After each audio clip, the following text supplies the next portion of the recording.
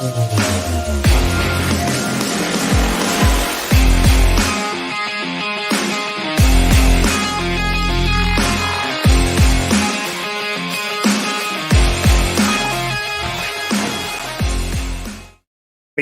afternoon, everybody, and welcome to a brand new live episode of The Hot Mic, currently the hottest show in the entertainment world right now, hosted by the two of us. I am the outlaw, John Rocha, and that over there is the Sneider himself, Jeff Sneider. Jeff, how are you? Hey, everybody. Good to see you. Thanks for coming a little bit early today. I've got a screening in the afternoon, so thanks for being with us. Yeah, we love it. We got so much to get into today. We got so much to talk about. We got some Sneider scoops that are developing over the last few hours. We've got some reviews to talk about, some first reactions to Across the Spider-Verse, which is tearing things up. We've even got some reactions to the Transformers movie. That's been happening as well. We've got some new news going on in the world of entertainment. And hey, as a fun little segment this episode, we are going to talk about revisit 1999 in movies and have ourselves a 1999 movie draft. This is going to be something you don't want to miss later on in the show for sure. But of course, the number one thing, sending in those StreamLabs and SuperChats to support us. So send them in now, and also hitting subscribe on the channels. We're starting off. Subscribe and hit that bell button so you see when we're dropping these shows, and sometimes having to adjust on the fly the time so you can be aware of it and make time for it in your schedule. 170 joining us right now, right off the bat. So Jeff, I always put it to you first. Where would you like to go, my man? We had a whole show planned for you today, folks. We did. And then I woke up to a DM. Oh, boy. Oh, boy. And the DM has consumed the last 3 hours of my life. Wow. Okay. And I am now ready to share.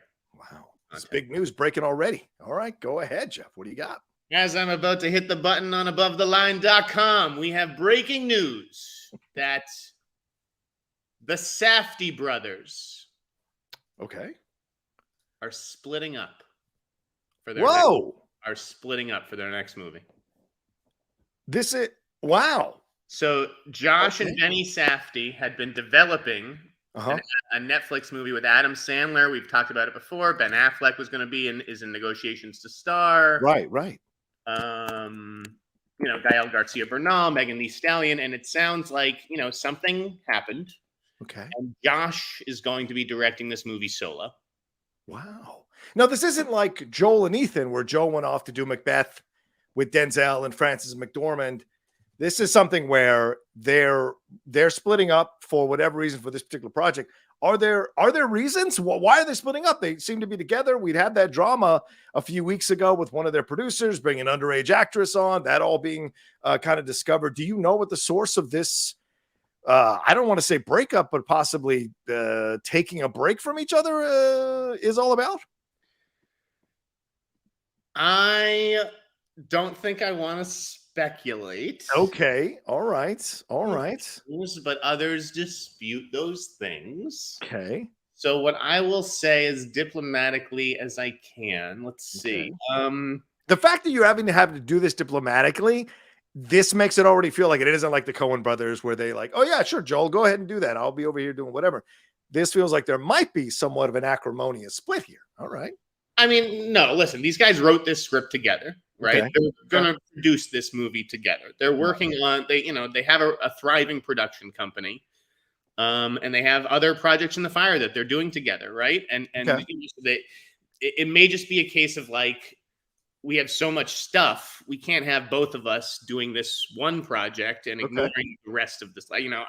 Maybe it's something along those lines. The other thing that you have to keep in mind is that Benny Safdie is also an actor, and he has acting ambitions. And he's not just like any actor. Like, this guy has worked with Paul Thomas Anderson and Christopher Nolan. He's in Oppenheimer coming up. And so top directors are interested in him, and it may be a case of Benny's acting ambitions, not lining up with the scheduling for this movie, which is up in the air anyways because of the strike, right? Like, who knows when this is actually going to happen? It is eventually going to happen, but when it does, it will be Josh directing on his own. That's what I'm told. Wow. Okay. Who gets Adam Sandler if there's a breakup here? Who gets Adam Sandler in the breakup? Again, I expect these guys to eventually get back together and direct and make movies. It's just that for whatever reason, maybe this one doesn't speak to what Benny really wants to do. I don't know. Maybe he's just content writing and producing it. I'm not a Safdie brother, and brothers have a very unique bond, and just generally speaking, I have two brothers of my own. we used to fight all the time, then you kiss and make up. So who's to say what happened here? Okay. All right. Or what will happen, going forward, because all these projects, all this stuff is up in the air, right? With the strike, because who knows, Affleck could fall out. I mean, none of these, I don't expect this production or any of these guys to cross a picket line. That's a good point. Affleck could fall out. I still think production is now months off. And that's sort of what put me onto this is we were tracking this project. And we thought it was going to start up around May or June, this project and the PTA project, which we've talked about a lot on this podcast. This is, all these podcasts out there are directed, are focused on Marvel and DC movies. I want to talk about the stuff from auteur filmmakers that's really exciting. The project, the problem was that the strike and everything keeps causing these delays. And so I've been looking into these projects, like what's going on with them, because I hear something's up. Turned out to be this. Wow. That's strong. Okay. I guess we'll keep tabs on it. And like you said, brothers, I mean, just this week, was it Liam Gallagher had to go, or Noel? Yeah, Liam had to go on some podcast and tell Noel Gallagher, hey, you can always call me. I'm available. We can put things back together. So like you said, brothers are a very complex thing. Sometimes the breakups for a while, sometimes the breakups on purpose. Sometimes it's just, hey, you do your thing. I'm going to do my thing.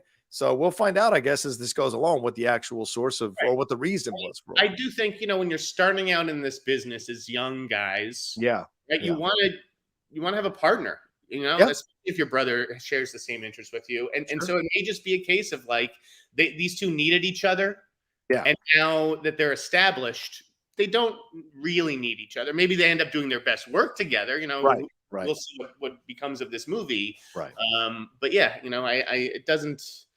I'm sure that we will be getting more Safdie brother movies down the line. This one sounds exciting, though. It's set in the sports memorabilia world. Affleck is rumored to be playing a former, athlete. Sandler, I'm sure, will play some sort of broker or whatever.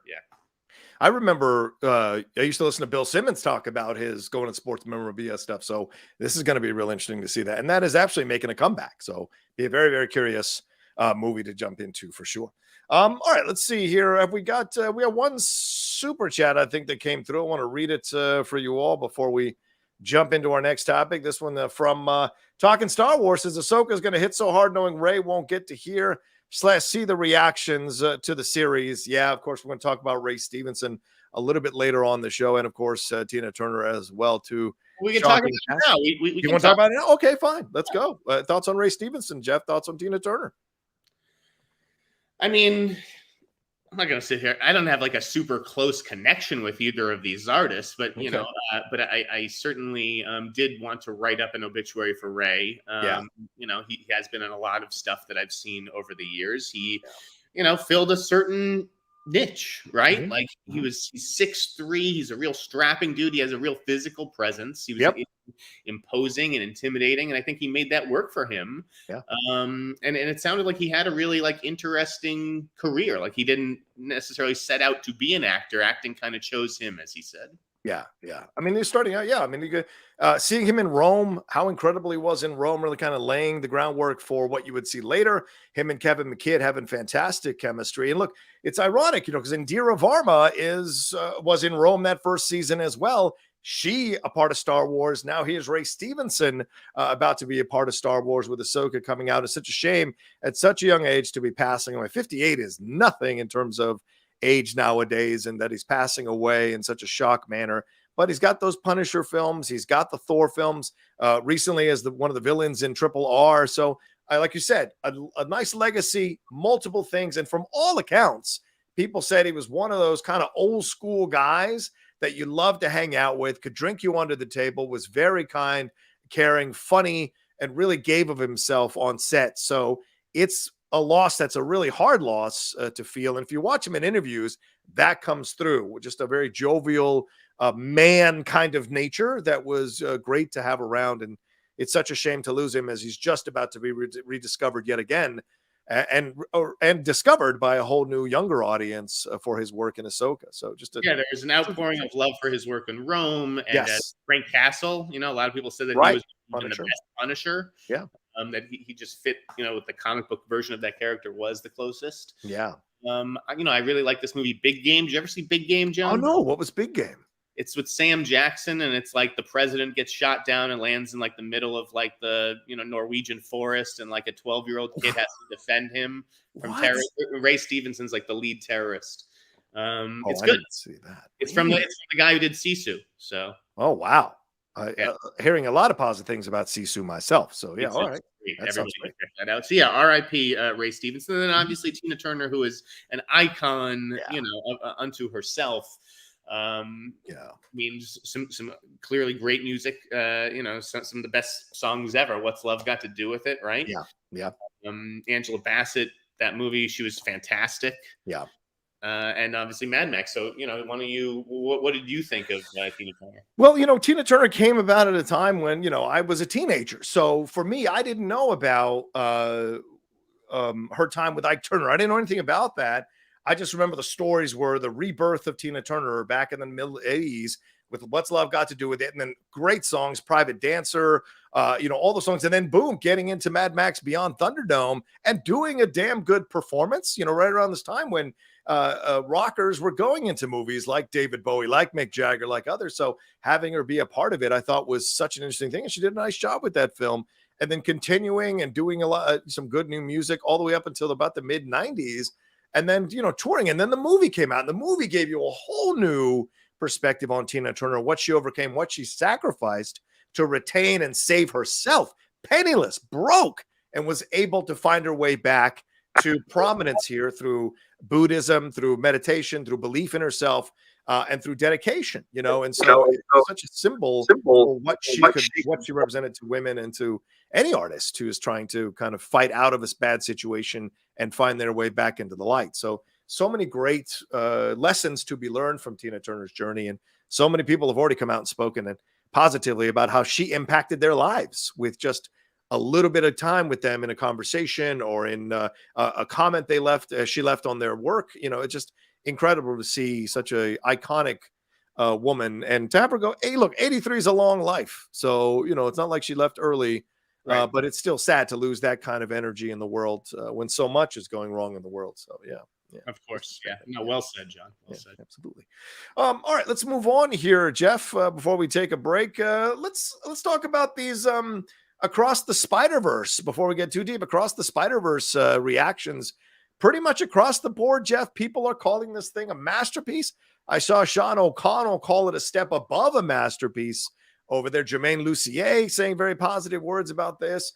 Drew Taylor, friend of yours, who's written a number of things for you, also speaking glowingly about this movie. And this is such an interesting thing because so many people are excited to see this Spider-Man movie getting these kinds of reviews from the critics as first reaction. Seems universal across the board that this is going to be one of those game-changing type of superhero films right before we get The Flash in just a couple of weeks.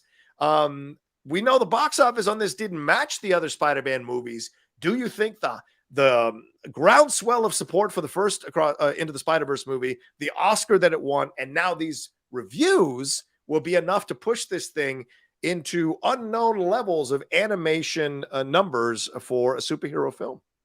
As far as box office goes? Yeah. No, not. I mean, I think it'll probably perform in line with the first film, maybe a little bit better. When did that first film come out? It was like 2018, I think. Oh, wow. Was it that long ago? I mean, you know, the pandemic may... 19? Yeah, the pandemic may affect those numbers. The numbers may even come down then. I mean, listen, that first 2018. Yes, 2018 was really good. Yeah. Right? Yeah. And I think that this film looks really good. Yeah. I'm not surprised to hear that it turned out great. I wasn't surprised that the fanboys were doing cartwheels and everything. You know, sometimes the fanboys are right. You know, and every said to them. Of course. I mean, do we need hyperbole? Like this, it's better than a masterpiece. I mean, what if that's true though? What if you go see it and it's true? What is better than a masterpiece? I don't know. A double masterpiece? Masterpiece squared? Masterpiece theater? I think Coy called it the greatest animated movie of all time. Well, you know Coy. Coy is always going to give in to his hyperbole. This is Coy. I get it. Yeah. Listen, I'm not saying that these critics are. This is not me doing a critic rant. Okay, Right, I'm right. sure the movie is very good, and Okay. that these guys are likely very accurate. I'm looking forward to seeing it. I see it next week. Is there a reason? Is there a reason that those folks saw it and I see it next week? You tell me. You tell me if it's the same people. And it's obviously these people have a job to do. They have to work the junket, and that's sort of what the whole deal is. But it's like there's a reason, right?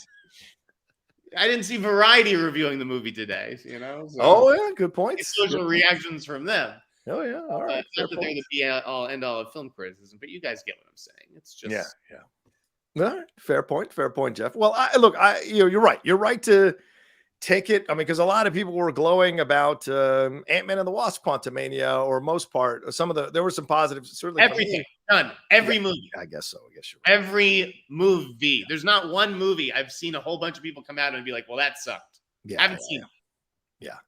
Well, look, I'm not. Look, Travis says Coy's love is legit. Coy's love of Spider-Man is legit. I don't know if he's got the I'm not saying any credential to say it's the greatest animated film ever made. I'd like to see Coy's resume on animated films before I 100% agree with it. But I'm not going to reject his hyperbole. I mean, he's got a right to love it. Yeah. But it's that has to be considered hyperbole. Yeah. True. Right. Very true. Okay. But the shocking one though is all these I wouldn't say overwhelmingly, but certainly positive reactions to Transformers: Rise of the Beast, Jeff. I mean, a lot of people were concerned about that film coming out. Is it going to be good? Is it not going to be good? And it seems like across the board, majority of the critics are saying this is a good return to form that somehow mixes in the action from Michael Bay with the heart from Bumblebee. So does this give you any kind of feeling like this might actually be a good one that finally figured out the formula that pleases critics and fans of the Transformers franchise? Unfortunately, the only opinion I've come to trust is my own, so I can't believe anyone on anything anymore. But I think it looks good, and it's because it looks different. It just looks. There's some new twist. Whether now the Transformers are animals, like it's at least it's something to hold on to. It's a new hook. So I'm not like dreading it. I don't know if I'm looking forward to it, but I'm going to see the new Transformers. I believe when they say that it's good. I like the cast that they assembled. Listen, if it's even sniffs Bumblebee territory, I'll be happy because I liked Bumblebee a lot, and the first Transformers is okay, but the rest of them, my thoughts on those. I know. Well, look, here's the way I look at it, right? And I know everybody, like I saw Jermaine Lucier's comments, and he revisited Bumblebee, and it was great to see how positive he is. There's a lot of people are very positive about Bumblebee, and I totally respect that. It also made the least amount of money of any of the Transformers films. Now, is that because Transformers in the if it was called Transformers Bumblebee, you'd add money to it? Maybe, or it could just be that the people who enjoyed the Michael Bay Transformers, which made $4.5 billion over those 5 movies, want that kind of Transformers, and those nostalgic kids who want their version of Transformers. It's not what works financially for the box office and for the studio. But if you can find a way to mix both, then hopefully that's what you get here in Rise of the Beast. Because I heard, and we reported, Jeff, that Rise of the Beasts was being like edited by 5 or 6 different editing teams, and it was a mess. But to see these positive responses now, maybe they brought these editing teams in to get it right. Maybe that's a common misconception. First of all, Paramount pushed back on that. Okay. Yes, fair. But even if there were multiple editors, even if there were 1,000 editors, bring in 1,000 editors to get the film in better shape. So maybe those 1,000 editors that they hired, right? Doesn't mean I'm wrong that there is some trouble behind the scenes. Right. They could have done a great job and been like, well, we pulled it off and we've delivered a good movie. So that's why you go to multiple editing teams, because you think you have something worth saving. If you didn't think it could be saved, you wouldn't keep hiring editing teams. Yeah, that's true. That's a fair point. So, I have a little bit of faith that this will, it looks like a fun summer movie. Yeah, fair. Let's move on to this story that I think is going to be interesting, Jeff. This one got sent to me by a friend of mine. I hadn't even looked at it yet, but this was according to Deadline that Tarantino, which is following up on Tarantino's movie critic thing. He says that he will cast someone he hasn't worked with before as the lead in his final film for the movie critic. You know, we'd heard rumblings that it was going to be based on Pauline Kael. Then Quentin came out and said it wasn't, and they're opening the door to approaching this in the 1970s. He said it's going to be somebody in the 35-year-old ballpark. I do have an idea of somebody I can imagine doing it really well. So, Jeff, what are your thoughts? 35-year-old ballpark, that it immediately puts you into a certain section of actors or actresses. What do you anticipate, or do you hear anything in the wind about who might be being looked at? Will he go with an unknown, or will he go with someone? You should be going to this guy right here. Okay, Quentin, I'm your guy. I mean, when I got laid off by Variety the first time as a young man, I think I was 24 years old or something. I took a meeting with a porno publication. Hey, yeah, wow. And ultimately, I couldn't have brought myself to do it, I don't think. But you know, I am the kind of person. Wait! Stop right there. Wait. I'm confused. I thought you meant with a porno mag to write articles. Are you saying you meant with a porno company to be in porn? First of all, I could do that, but no. It was to write for a porn mag. Oh, okay. All right. Fair. What is wrong with my candles? I kicked my thing and candles. Oh, okay. No, it was to basically be like a porn reporter and to cover the porn business. But I couldn't do it. But I'm just saying, I'm the kind of person who would, for the right circumstances. So, what do I think about this? I mean, I kind of love it. I mean, I'm pretty excited for this. Was there any? So yes, he mentions a 35-year-old man. Yes. This is going to be, by the way, the critic's name. I think it's William. I forget if it's Margold or Marigold. Okay. There's an I in the middle of it, but he was an actual critic who, you know, Tarantino had told him, like, I'm a big fan of your writing. What's funny is this guy didn't even like Tarantino's movies. Oh, wow. He wasn't a Tarantino fan. Interesting. Okay. I think Tarantino respected that. Yeah. Artists, like, you think that they all want to be, oh, I love your work and coddled, but it's like the rare guy who comes up and says, I actually can't stand your stuff. Yeah. That's who the filmmaker's like, can we have a conversation for an hour? Like, I got to know who this guy is. Yeah. As far as actors who are 35, who can play this? I don't know. Who came to mind, John? Because if you're going to be the movie critic, I'll tell you right now, better not look like Leonardo DiCaprio or Brad Pitt or Jake Gyllenhaal. I don't want to see a guy with traditional leading man looks playing the movie critic. I had two actors come to mind. Go ahead. Okay. I think, I mean, someone, again, I don't know the vibe of the movie critic. Okay. I took a look at, you know, that guy's photo or whatever. I wonder if someone like Paul Dano. Dano's a good choice. Okay. You know, he's just someone who looks like who could maybe be a movie critic or speak like a movie critic. And I think he's a fantastic actor and certainly of the caliber that Quentin would be looking at. As far as like, but you know, he's pretty established. Yeah. He has Oscar nominations. So like, as far as like a young up and comer, what about the guy on The Bear? What about Jeremy Allen White? I mean, that's a great choice. That's 100% a great choice. He's got that 70s look. He can certainly, he almost like, what's his face? James McAvoy in X-Men Days of Future Past, getting that 70s vibe. You could absolutely get him, get that look from him too, to be a part. So yeah, I love the idea of the guy from The Bear. I want a short character. I want a short king. You want a short? I don't want, people are mentioning Adam Driver. I don't want Adam Driver, you know, as the movie critic, or Nick Holt. Come on. These are like guys we're talking about for superhero roles. Yeah. Like the movie critic, that's like the polar opposite. And I hope that Quentin thinks outside the box. That's the thing. It's like Quentin loves his movie stars, his Margos and Brads and Leos. And even when you think about it, Travolta and Bruce Willis. Right. But he also can go in the other direction, where it's like, I'm sure every actress in town, you know, wanted that like Bridget Fonda role. Or, yeah. Where he's thinking a little bit outside. And for obviously Robert Forster and Pam Grier are way outside the box for the time. But someone like Bridget Fonda in that movie. Okay. Yeah, he likes to take chances. So I can't wait to see what he does with this one. Aaron Taylor Johnson, is that too good looking for you? Yes. Again, we're talking about this guy for James Bond. The guy who plays James Bond should not be up for the movie critic role. I could see Daniel Craig as a movie critic in a porno mag for the 1970s. What about Paul Walter Hauser?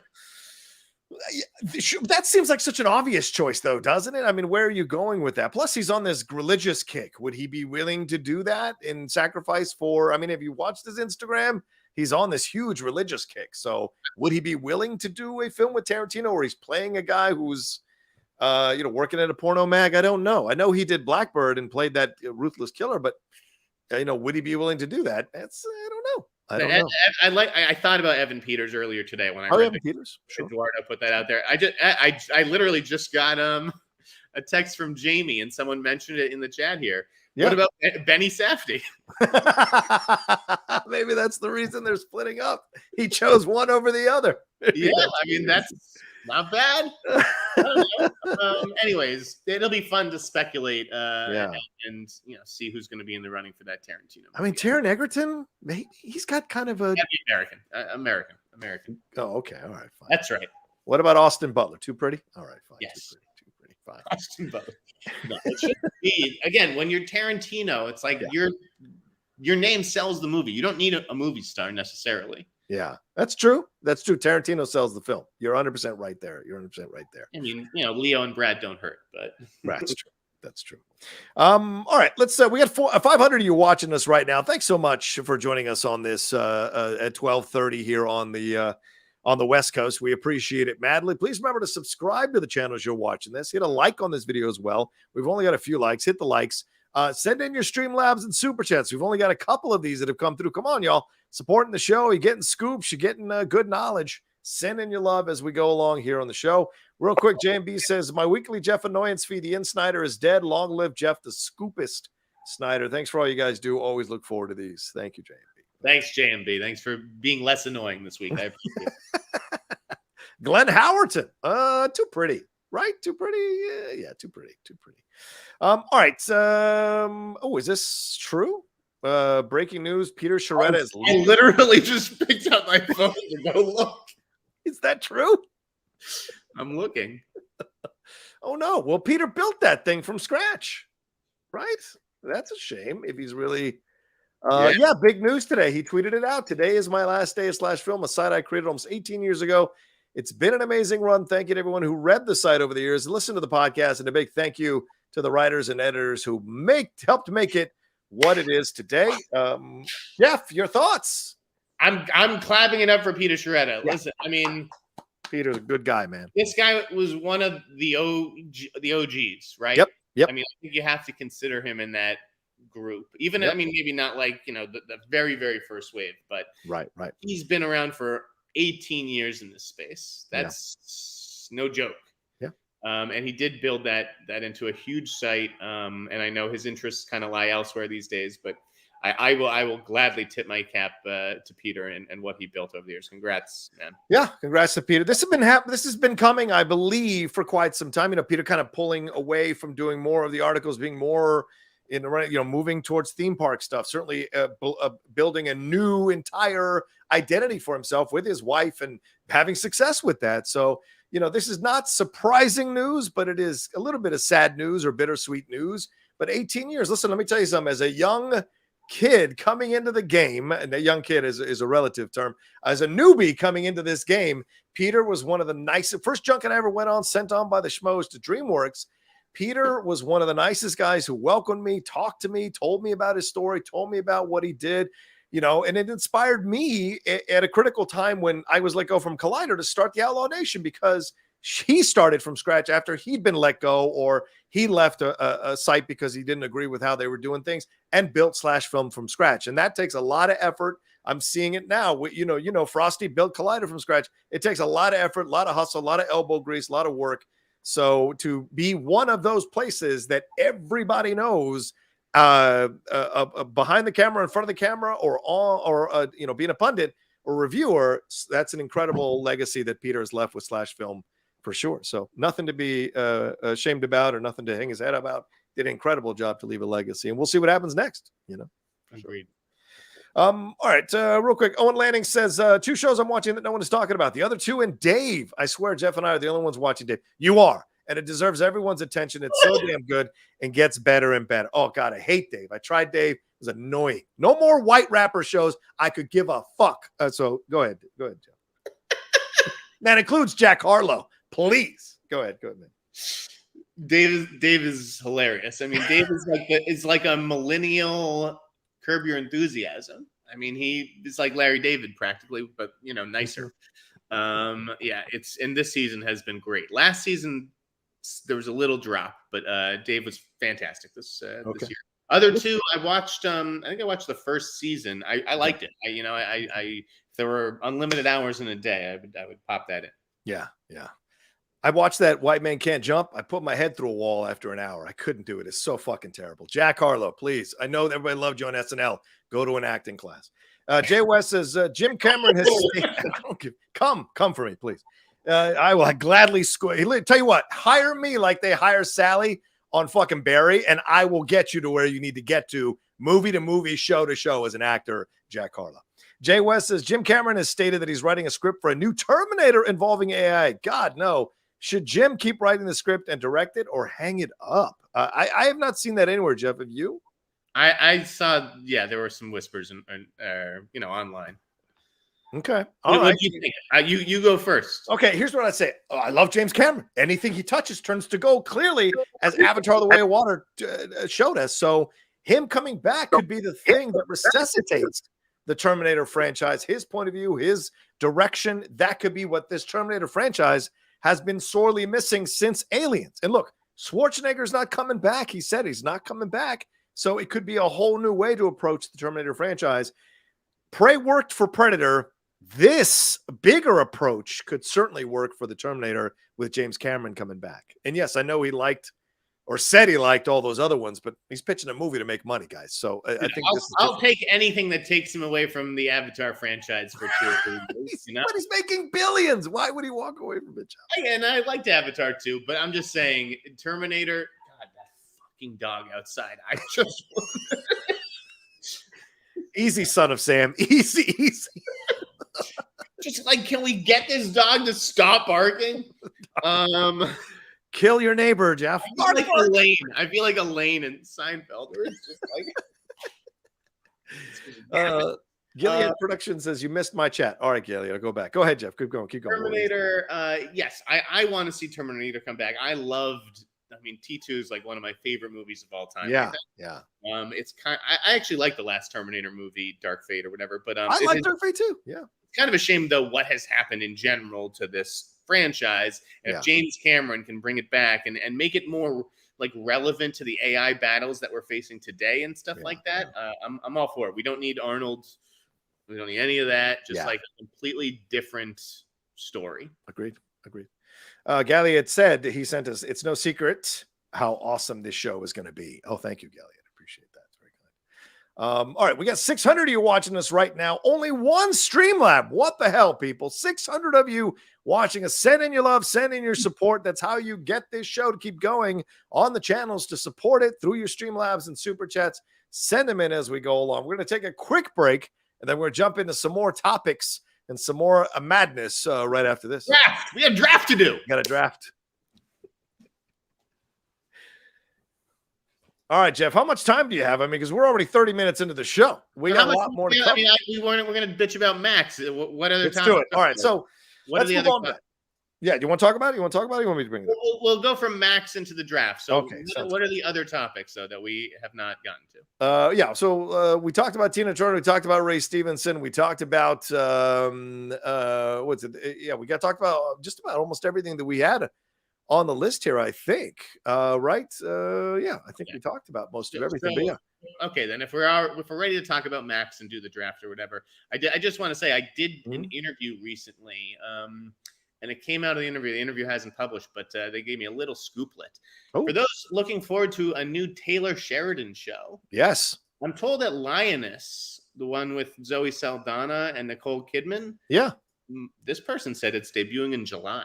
I don't know if that's out there. You don't need to wow that. It's not a wag. I wow, because he's got so many coming on top of each other, Jeff. At some point it becomes like, well, what am I watching here? It almost becomes a YouTube channel. You're just dropping shows on top of each other. You know, a little bit. That's why. I mean, saying, wow. it feels like there's enough Yellowstone content to like spread out for most of the year between all these and stuff like that.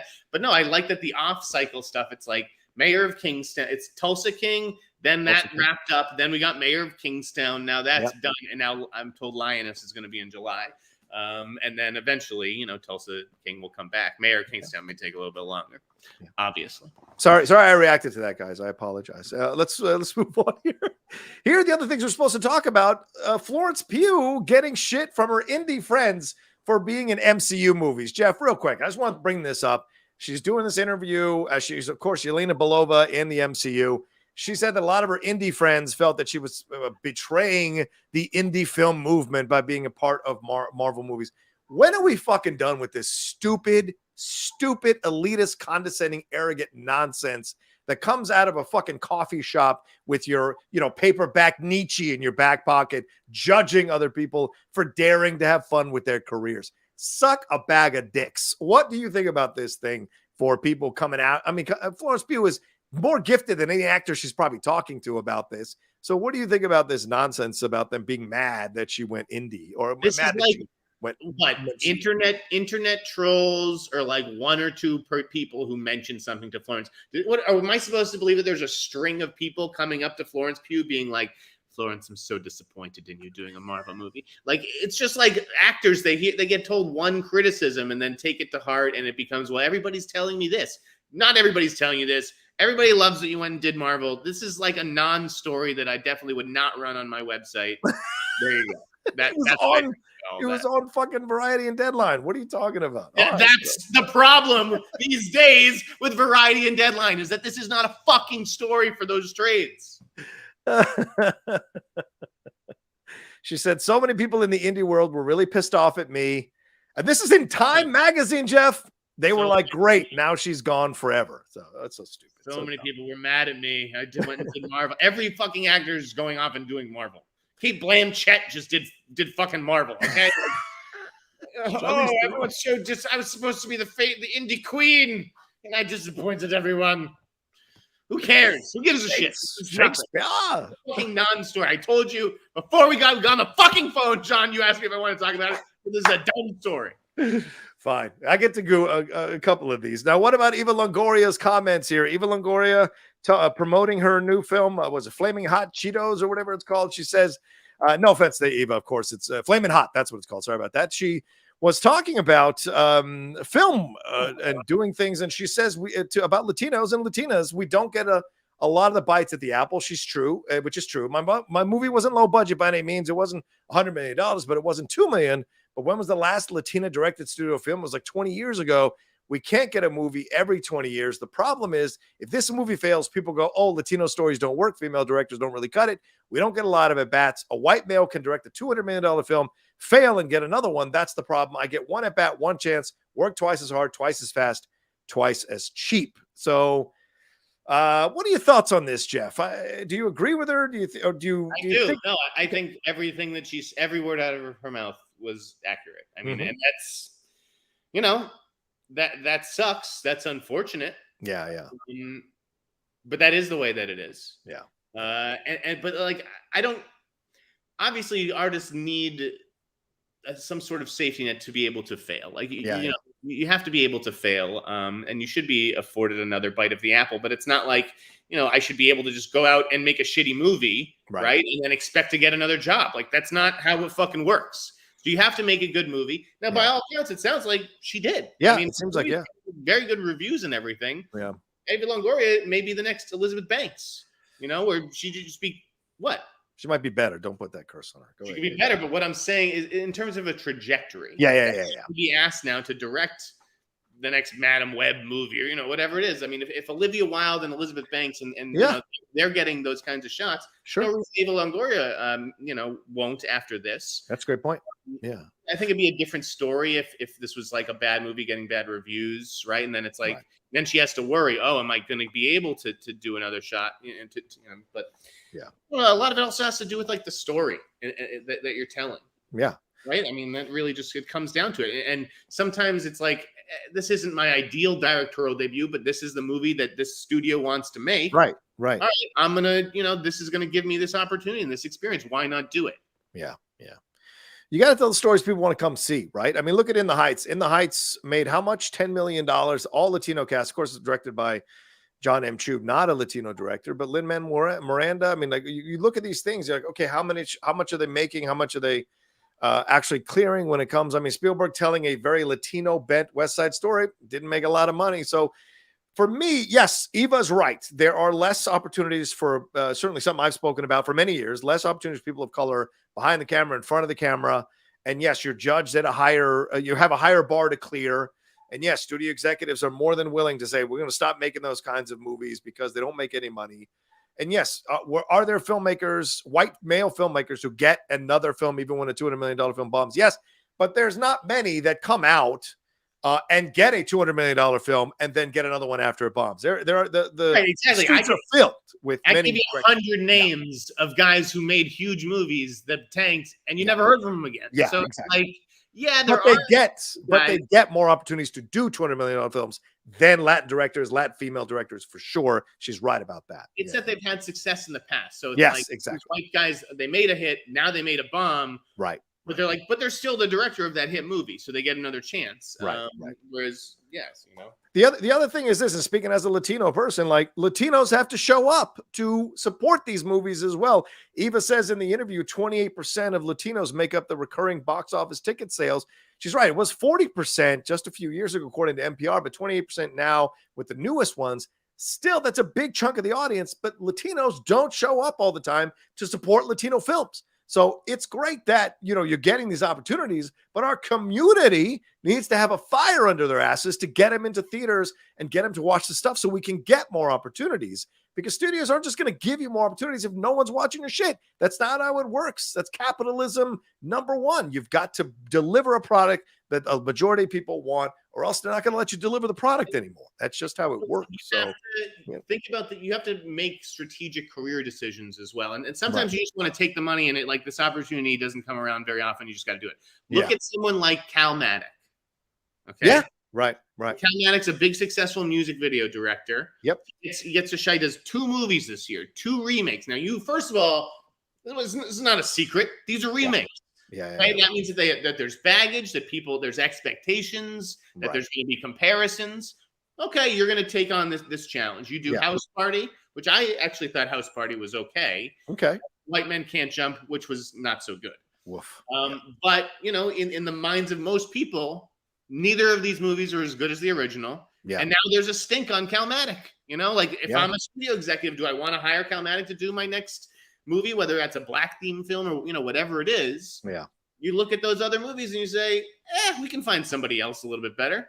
So but he put himself in that position. I don't blame him, because he probably got a nice paid out of it. He got to make 2 movies, and he's still going to get gigs. Yeah. With a certain proficiency, but I don't think he necessarily did his career any favors, because neither of those movies were particularly well received. Yeah, it's a fair point. Do you have any Marvel or Star Wars news? Do you have any scoops, any rumors, anything you're hearing? Okay, I mean, there was a little bit of stuff before, and then we'll do Max and then the director. Okay. So the Star Wars news that's been going around this week about some legacy folks coming back. Yeah, I'm told that's bunk. So no Kenobi, no Anakin Skywalker, no. I'm not talking about characters. I was the actors, but yes. Okay. At least that's what I'm told. As far as Marvel goes, it's like, do I really want this? Is not. I question how much of this I believe, but but whatever, because back in the a couple months ago, we'd said something like Nia DaCosta was not going to be on the list for Secret Wars. Right. Yes. So I don't know if there's an actual list for Secret Wars. Okay. But I'd heard a rumor, because, it's just a fun thing to speculate on with. Sure. Of course. I was talking with somebody and they were like, I was like, well, if I were them, I'd go back to where it all started. Right. I mean, this is really where it ends. Mm-hmm. You go back to where it started, which is John. What do you mean? MCU. Oh yeah. Iron Man. Yes, of course. Yeah. Who started the MCU? Jon Favreau. So I go, if I was them, I'd go to Favreau. Oh, I see what you're saying. They may have already gone to Favreau, and from what I understand, he is locked up by Kathy. Locked up or locked out? Locked up, locked down. Locked up for Star Wars. He's Kathy, right? Okay. So I don't think it's going to be Favreau who does Secret Wars. The others who I'd heard, obviously, what is maybe the movie that Marvel is most proud of? Yeah. Okay. What is the movie that Marvel is most proud of? Black Panther? Yes. Yeah.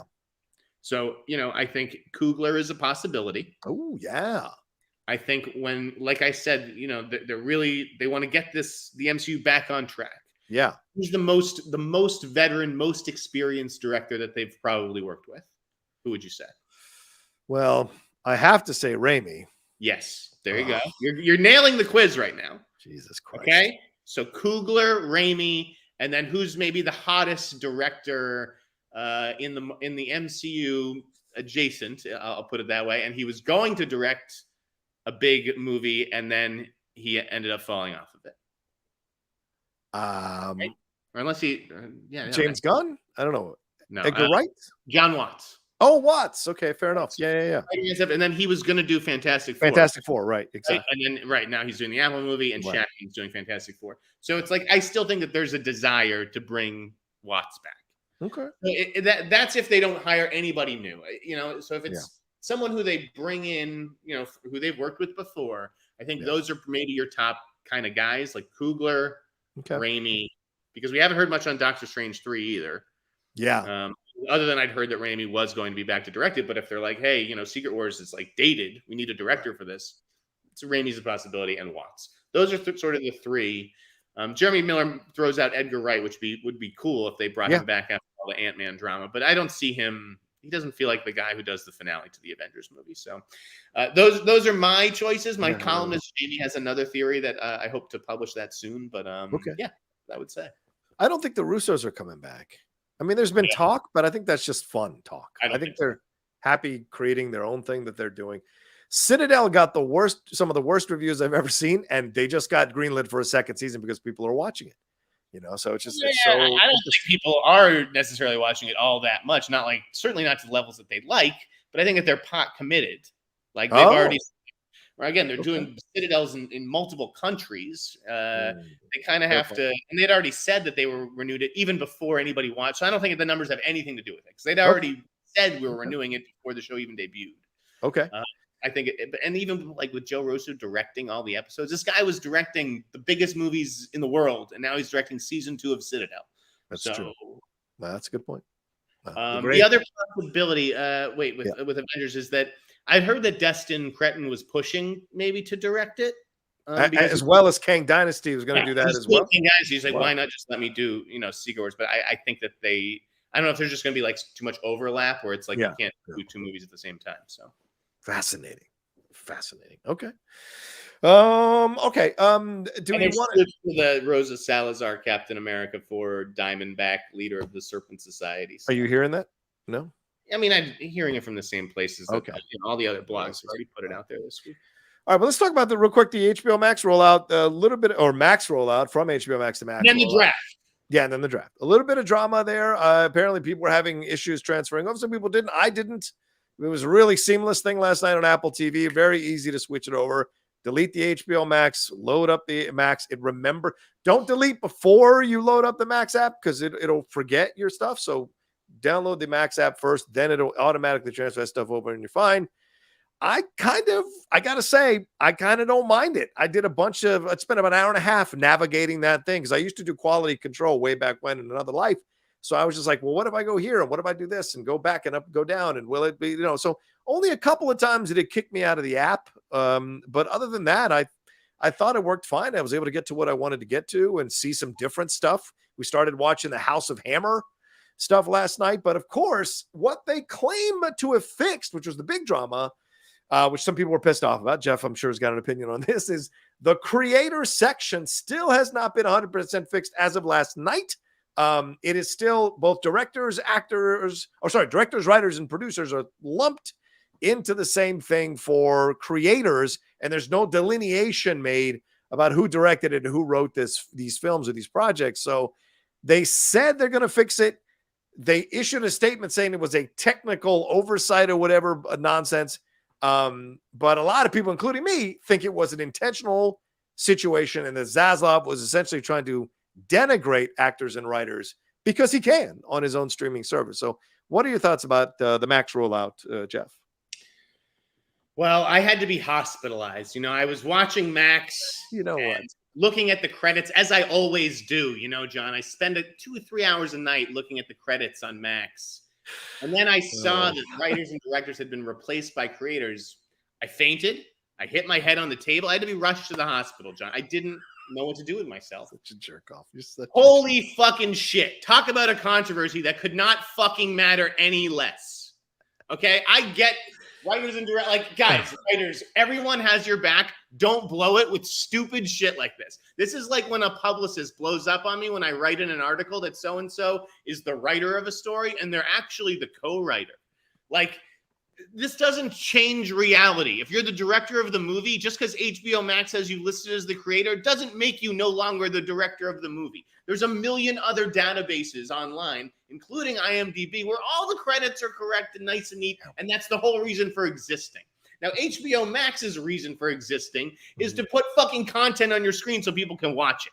It's not to have the X-ray correctly, like, you know how Amazon Prime does? Yeah. You know, like, that's actually a cool feature where you get to see, you know, who are the actors in the scene that I'm looking at right now. Yeah. Like, that's not like the whole fucking function. So on day 1 or day 2 of this new streaming service, let them iron out the kinks of, like, what content is there and does it stream correctly and does accounts suck in this and that and passwords and all this shit before we get to the fucking creator thing. Like, who even looks at credits on a streaming service? Who is looking at this shit? It's all, like, it's the stuff that, like, no one gives a fuck about, and now because it's denigrating the writers, everybody fucking gives a fuck about. No one is looking at fucking credits on HBO Max, and if you are, find something better to do with your time. All right, so I'm going to say this, and I said this to Jeff last night. We were debating about whether putting this on the show. If Jeff was Jeff is the editor-in-chief of Above the Line, if Jeff was lumped in with the other writers and there was no delineation that he was the editor-in-chief, Jeff would be the first one bitching about the fact that he didn't have that title on the main page with his name under it. So the idea that he's sitting here saying that it's bullshit, the directors and writers were mad that they weren't correctly listed on a streaming service, I think is a little out of base. But, you know, you can disagree with me, Jeff. I think it's insulting. You work hard to become a good director. You work hard to become a writer. You work hard and to you get the opportunity. All those things just because the HBO Max lists you as a creator for 2 days. It's one of the biggest fucking studios out there, Warner Brothers, and they're insulting your status and your work. It's a symbol. It's a sign, man. Status. Yes. People are such pussies. Are you fucking kidding me right now, Jeff? Oh my God. With all the things going on in the world, I was listed as a creator and I'm actually the director. Like, fucking, first of all, you're in the middle of a negotiation. By the way, the DGA had an issue with this as well. It wasn't just the writers, by the way. It was DGA and WGA. Okay, listen, the whole fucking internet had an issue with it, but it's like, who cares? Who fucking cares? Clearly, a lot of news stories did, so, you know. But yeah, fair enough, Jeff. I appreciate your point of view. And then the media is like, oh, we got to jump on this. We got to get a statement from Max. Oh, was it intentional or not intentional? Was it the text behind the scene or was it David Zaslav standing over a computer saying, delete this, and call them creators? I'm sorry, the whole thing is hilarious to me. There's no sense of perspective anymore. Well, a couple of people have chimed in who worked at Max or worked at HBO Max, and they said this has been in the works for quite some time. So this was an intentional thing to try to eliminate the credit or the status of directors and writers.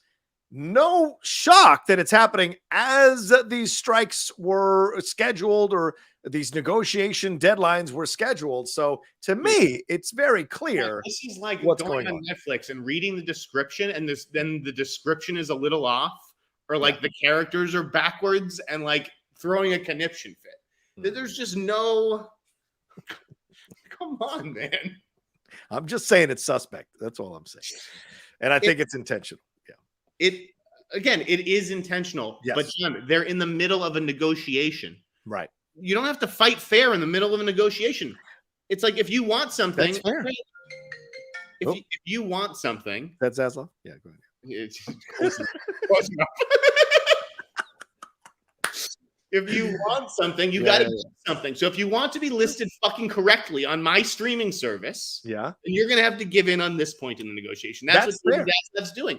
And another thing, this guy, what balls to go to that fucking graduation ceremony. Oh, my God.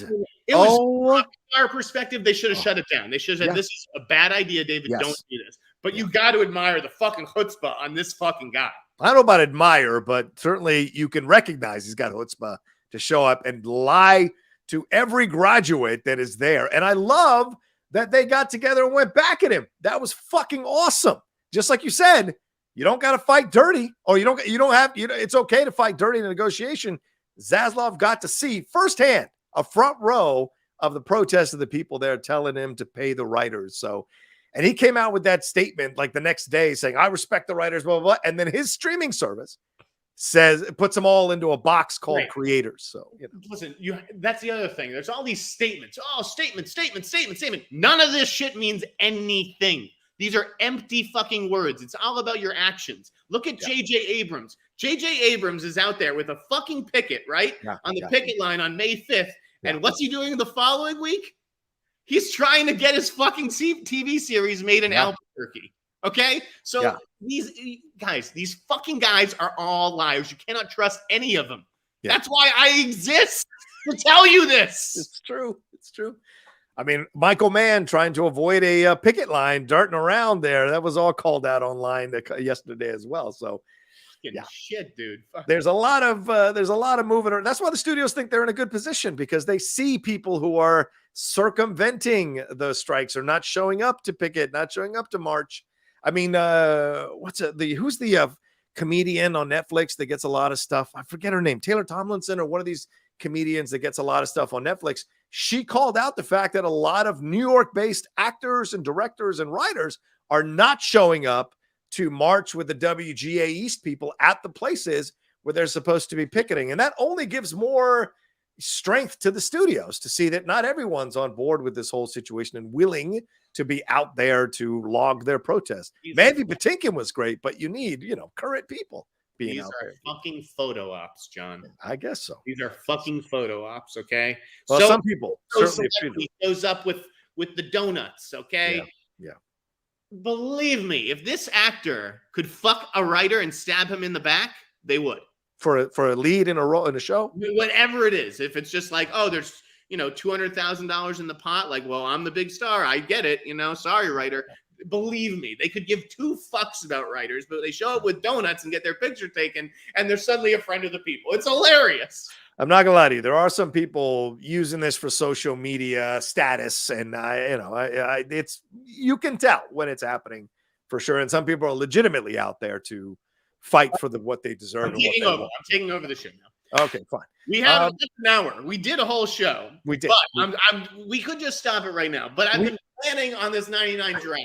Okay. I need to take a break, though, because it's half an hour. We're going to take a break before the draft. But can you go another 30 minutes? Yeah, I can go another few minutes. Do our 99 draft after these words. Okay, boom. Good stuff, man. Good stuff. Take it away, Jeff. Take it away. 1999 movies. 1999 draft, but there's going to be a twist. So our last draft, if you'll recall, we just went back and forth, right? Yes. We did a 1-4 split, which is, do you want to keep that in place, John? That's fine. That works for me. I'm cool with not changing things at the last minute. Okay, yeah. I like the 1-4 split because, the first pick does really matter, I think. Yeah. And there should be a reward for not getting it. So I'm going to defer to you. You're going to be able to pick that. But here's the twist. Wow. We're doing it like a fantasy football team, okay? Yes. So the positions that we have are 4 commas. We're going to draft 15 movies apiece, and we're going to do it relatively quick. I mean, we'll give a sentence or two about why we love each movie or whatever, but right. We're going to keep it quick. That's the point, John. 15 movies. Yes, dear. 15 movies each, 4 dramas, 4 comedies, 2 horror thrillers, 1 action adventure movie, 1 sci-fi movie, 1 animated movie, 1 foreign language film, and 1 directorial debut. There you go. So, because there's only 1 animated, you may love, 1 animated movie and you want it on your squad. Maybe that's your first pick, right? Because so many fewer films to choose from. Right. That's where we're going to see what really matters to John and I. So without further ado, this is the greatest year of movies, or one of the greatest years of movies ever. John, what would you like to do? Pick first or second and third? I will pick first. Okay. Because I just have to pick. Track and just when you make a pick, though, tell me what sort of category this is going to fall under, because we're going to be very generous and loose with definitions, guys. Okay. You know, there are obviously movies that could be a sci-fi movie and a comedy. So just let me know which roster spot it's going to fill. And you can also, you know, it may change depending on what becomes available, what doesn't. But go ahead. First pick, John, 1990. Right. Let's see here. I am going to take The Matrix as my first movie, and I guess I will put it in the sci-fi fantasy movie realm, since it is a sci-fi fantasy. But that's my one sci-fi fantasy that I get, I guess, right? You can, like, The Matrix, you could also qualify as an action adventure movie, I think, and you could. I don't know if I mean, I guess you could call it a drama. I mean, all these things kind of drama is almost like call it a drama. No, I think yes, sci-fi. Yes, there you go. Okay, Matrix. I think that's a great first pick. Is there a reason that you made that the number one pick of 1999? Is that because it's a film that still holds up. I mean, all these years later, there have been multiple versions of the film that have come out. You've seen I saw the 4K version again just recently. It was like, this film was as timeless as 2001, as Blade Runner. It feels current, even though it was made like 24 years ago. It still carries weight. And now with AI coming in, with the advent of technology and computers controlling our lives and feeding us conspiracy theories and people buying it, it's even more prescient than we would have thought in 1999. So it's an incredible thing with The Matrix. And just real quick, this is how we've set this up for anybody who wants to take a screen grab of this. This is how we're setting it up. This is how we're breaking everything down, just to let you know, so you can follow along later on. All right, go ahead, Jeff. All right, that was my pick. What's your 2 and 3? My number 2 and 3 are both going to be dramas. Okay. Because I just cannot bear the thought of you having either one of them. And that is The Insider. Oh, okay. Wipe that smirk off your face! Yes, and Magnolia.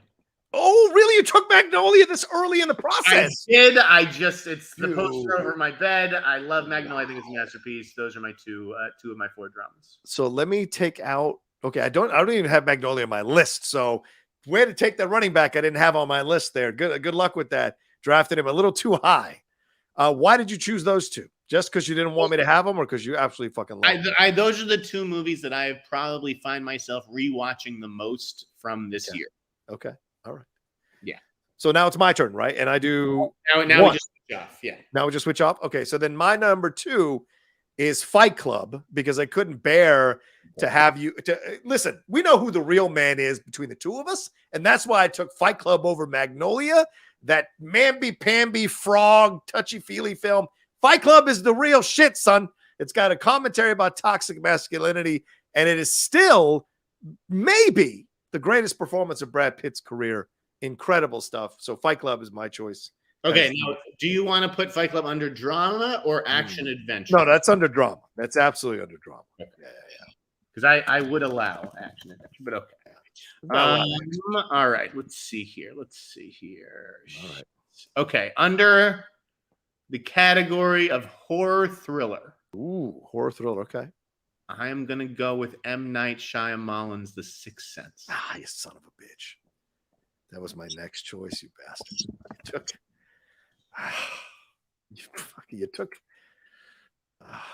Fine. You took my tight end off the damn board. Okay. Because I had another movie marked as the tight end, but okay, go ahead. All right. My next drama I'm going to take here is The Talented Mr. Ripley. I'm putting that. I think that's an incredible film by Mengele, featuring yet another great performance from Matt Damon. So you want to put that in a drama, or do you want to use that as a thriller? Because I'll allow both. No, drama. Okay. I got thrillers coming up. Don't you worry about it, Chief. Don't you? Okay. Sorry, did I interrupt your explanation there? No, I was just saying, Gwyneth Paltrow's shock face is only beaten by her shock face in Contagion. So that's I like that about that movie as well. Okay. Go ahead. Whew. All right. I'm going to do the tight end move. And I'm going to take for the one animated movie. Oh, you son of a bitch. One of the greatest sequels ever made. Oh, okay. Toy Story 2. All right. All right. Fair point. Toy Story Dose. Fair point. That's a good choice. That is a good choice. I've got to counter you for animated movie at this point. Okay, I think I know what you're going to do here. Go ahead. And I will go with the Vin Diesel classic, the Jennifer Aniston classic, the Harry Connick Jr. classic, the Iron Giant. I mean, I don't know how you don't go with the Iron Giant. And I'm doing this because I have something else for another thing. But yes, the Iron Giant is my one animated film here this early in the game. So go ahead, brother. Okay. Oof, that's a good one. All right. Okay. I'm gonna go with. You know what? Let's get a comedy on the board. Okay. I'm gonna go with Office Space. Oh, nice choice. Fuck. Office Space is going to be my first comedy off the board. That's a great choice. Office Space. That's a fantastic choice. George Michael. All right. Well, then, no, Michael Bolton. That was his name. So I will counter your comedy. And I'm just doing this. Happened to be how it fell. I'm going to counter you by grabbing my first comedy as well. And I will go with Galaxy Quest. See, John, I knew that you would be a Galaxy Quest guy. I love Galaxy Quest. Counting on that. I love Galaxy Quest. Come on. And that is a comedy because I've already knocked out my sci-fi. So yeah, I have to go for comedy for that one. So all right, cool. All right. I am gonna go back to comedy. Okay. And I'm gonna take American Pie. Oh, nice choice. All right. I like it. The Whites brothers, right? American Pie. Did they break up? Did they stop talking or something? I don't know. All right. So then I will go to comedy as well, but I will go animated comedy, and I'm going with South Park, bigger, longer, and uncut. I fucking love that movie. Come here, Satan. I love that movie. Or Saddam. It's such a damn good movie. So I have to put South Park on my list. There are better movies coming, but I wanted to knock that out in case Jeff was going to slide that in. So that's a great call.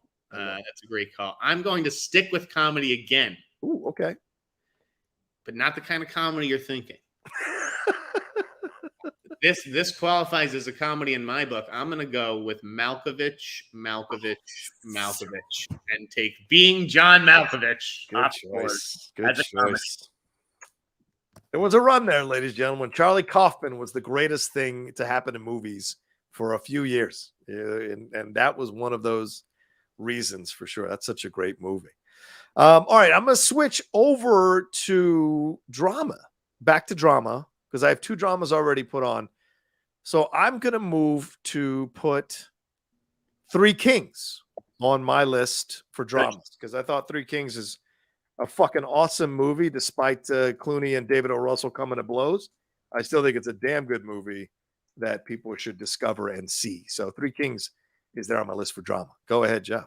There are two big foreign language movies that came out this year, and I'm pretty sure that I knew the one that you're going to take, but just in case, I couldn't risk it. So I am going to use my foreign language slot. Okay, go ahead. On Audition. Oh, good choice. That's perfect for you.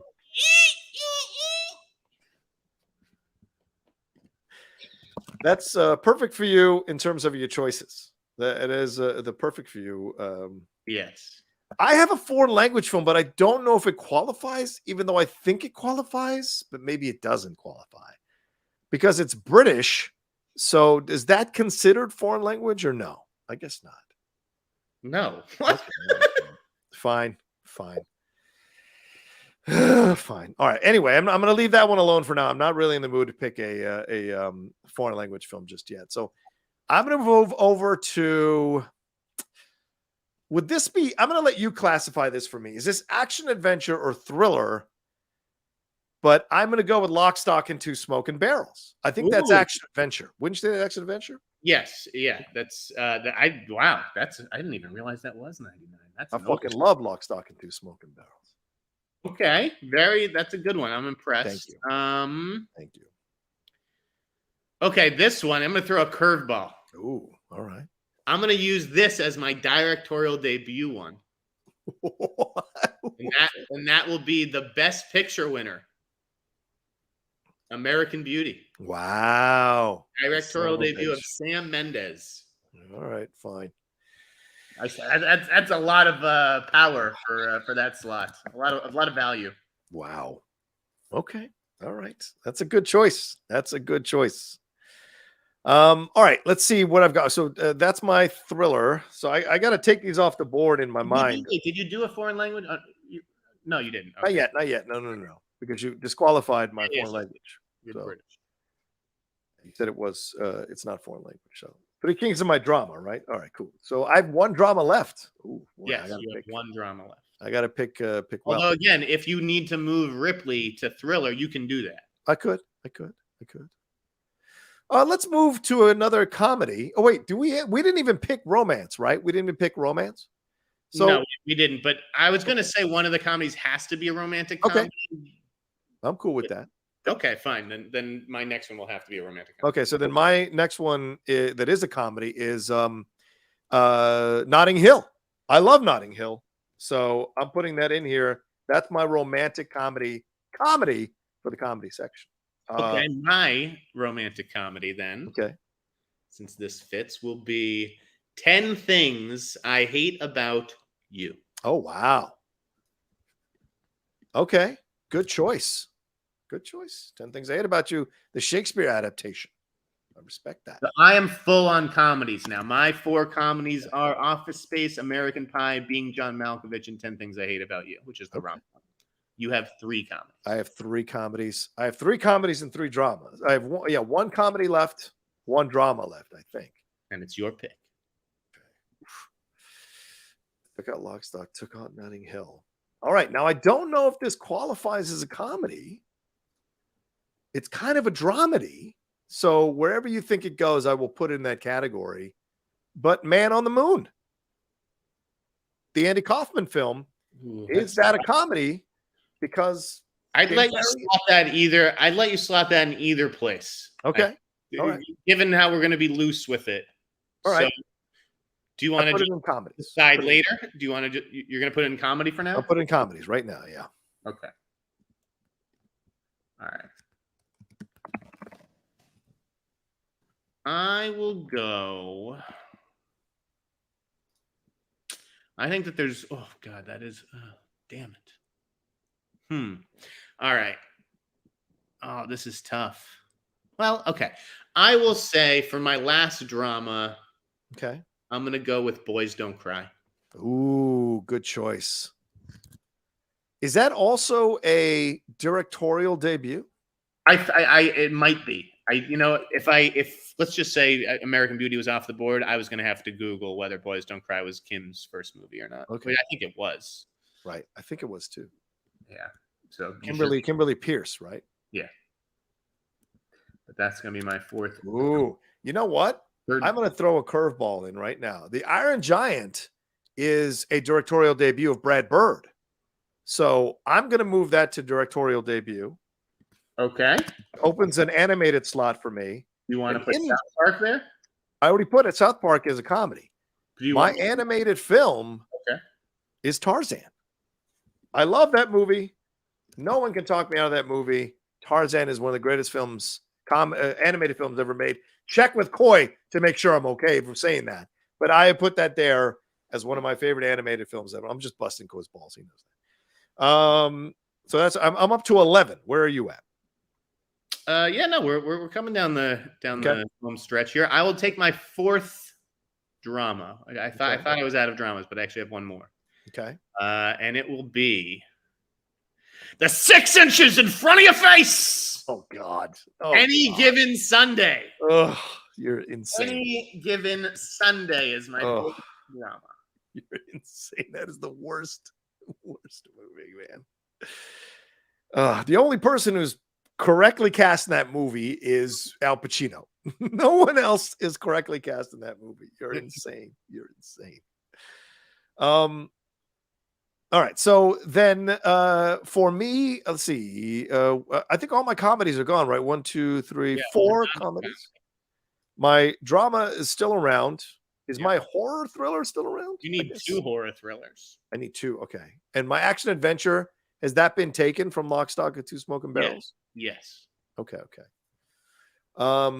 Animated movie is gone. Feature directorial debut is gone. Foreign language film is still in play. So I should have 3. Why do I have 4? Did I choose too many? No. You need a 12, foreign 13, language film, okay. 2 horror thrillers, and a drama. You have 4 left. Okay. Wait, don't I need a foreign language film? Yes. Okay. So that's what I need next.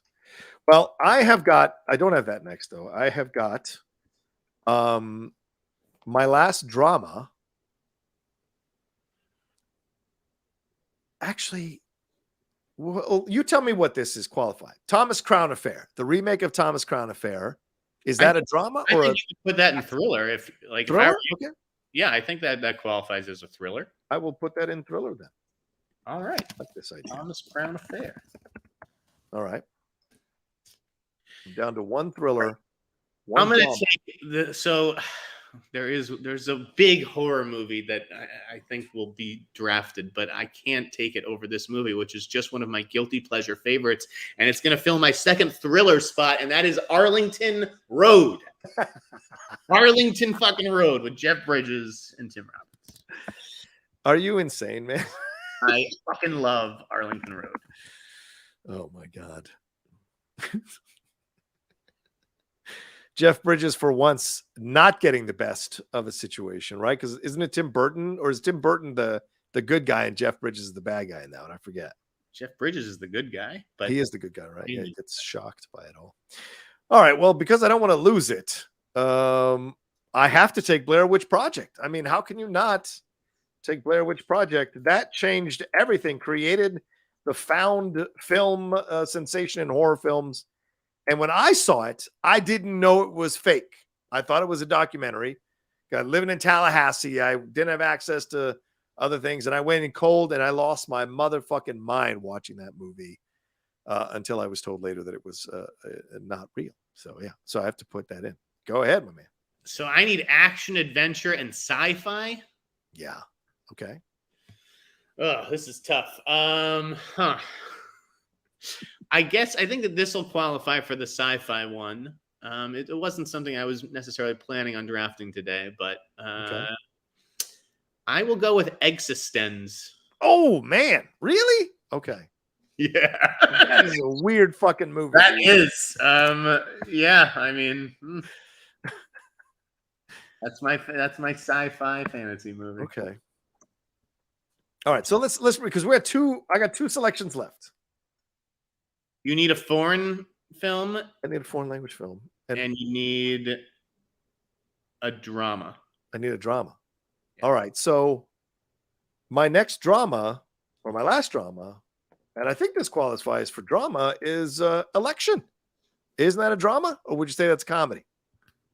I would kind of say that's a comedy. Then if Man in the Moon can be a drama, I will make Election a comedy. Okay, then that's fine. That's fine. The Man on the Moon is going drama. Election is now comedy. Okay, 1999 action movies. What even came out this year? Shit. I will do. Always Bet on Black Man. I don't know if that's. It's like it can't be that, can it? Okay, 1 second. Oh, Jesus Christ. Okay, I think I can make it. You can? Okay. I'll do Deep Blue Sea. Oh no! Oh man. Deep Blue Sea for my action movie. And I have a hard time justifying Ghost Dog, The Way of the Warrior. Oh my God, Way of the Samurai. I love that movie. The Way of the Samurai. It just came out on Criterion Collection, man. Please. So what's your foreign film? My foreign film, because I have to end with my representing my people, and by people I mean Spanish speakers, maybe not full Latinos, Hispanics, is Pedro Almodovar's All About My Mother. I mean, that was that won the Oscar for Best Foreign Film in 1999. So I have to go with that one and represent my Spanish-speaking people. And a good film. And Pedro's still doing it. That most recent one that he did with Penelope Cruz, I thought was fantastic. So great stuff. I don't love the end of my draft. You didn't take The Mummy. How do you not take The Mummy and you take the other one over? That's insane to me. I'm not a Mummy guy. Like, just like I'm not like Eyes Wide Shut guy. I'm not a Galaxy Quest guy. So, we each have our things. But so this is the final roster, folks. Bring it down. Break it down. For the dramas, I have Magnolia, The Insider, Boys Don't Cry, and Any Given Sunday. John has Fight Club, The Talented Mr. Ripley, Three Kings, and Man on the Moon. Yes. For comedies, I have Office Space, American Pie, Being John Malkovich, and 10 Things I Hate About You, while John has Galaxy Quest, South Park, Notting Hill, and Election. In horror thrillers, I have The Sixth Sense and Arlington Road, while John has The Thomas Crown Affair and The Blair Witch Project. Yeah. In action adventure, John has Lock, Stock, and Two Smoking Barrels, and I have Deep Blue Sea. Oh, man, you're killing me in these. Sci-fi, John has The Matrix, and I have Existence. Come on now. That's a like 30-point win right there.